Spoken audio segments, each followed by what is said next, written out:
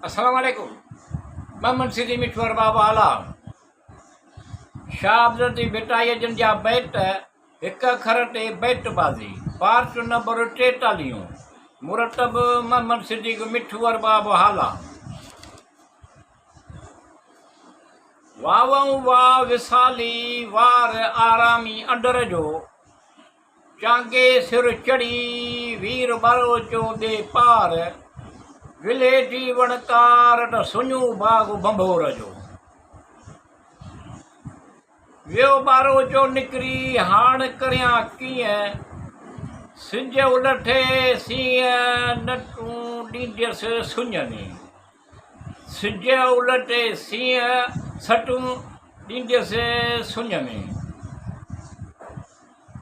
मांडल कर माफ़ जो पारे खीर पींघे में जतन कई के उठने कई ॿार न कढंदसि बाफ़ मूं आंधी इंसाफ़ कादिर कंडो क़याम में मोहबत जे मैदान में सिर जो कर्म साग सूरी सिपरी जे चढ़ थिए चांग इश्क आहे नाग ख़बर खाधनि खां पुछो विया न ॼाणा आऊं न चवंदी घोरियां पाराटो किणा मूं सुणंदे मॾियो वेठी तारा टोरियां निहारिया नखट वॾे कंहिं अगट पिरी वराए झलिया आसिरे तूं असील जे लहरी आऊं लॻियासि तो जे कोल कया से बोल फिरी विया ऐशा ऐशा कन वाचुड़ वञण जी वाई सुणी हुल होडी जो मुड़स मुड़ियसि न मुयाई मन रब का व मन नबियो का व मन दीन का ई परूड़िया नवाई हूअ जा ॿोली होट जी सम्झा न साई कज़ा जा करीम जी उन्हीअ पर आई ससुई जा साभियनि पुंडल रस जो पब में मूं भेटड़ वटि पिरी पग छोड़िया का मूं में ई घटि न त सॼण सभा जो घणो वारो मूं वण राह का सुढ सूंहं पजी न ॾियो आहे अंसूईअ जे मथे तो मयार विड़िया वेरा गिनसी लकनि जा लियार करियां थी कंवार कंटनि कांडेरनि जा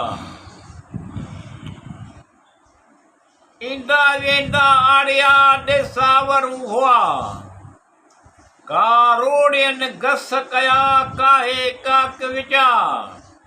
मूं लॻे पारां विझी विया विकर में मियां में डरा टोजे हा मूं से हुआ पुरसन 5000 हिकु खाणियूं खज़ाननि जूं ॿिया मोटी मणिया डार किसो कंदा वञनि काक जो ॿी पिरी नाहे पचार सभु मारायो यार मोटियो वञा मेंदरा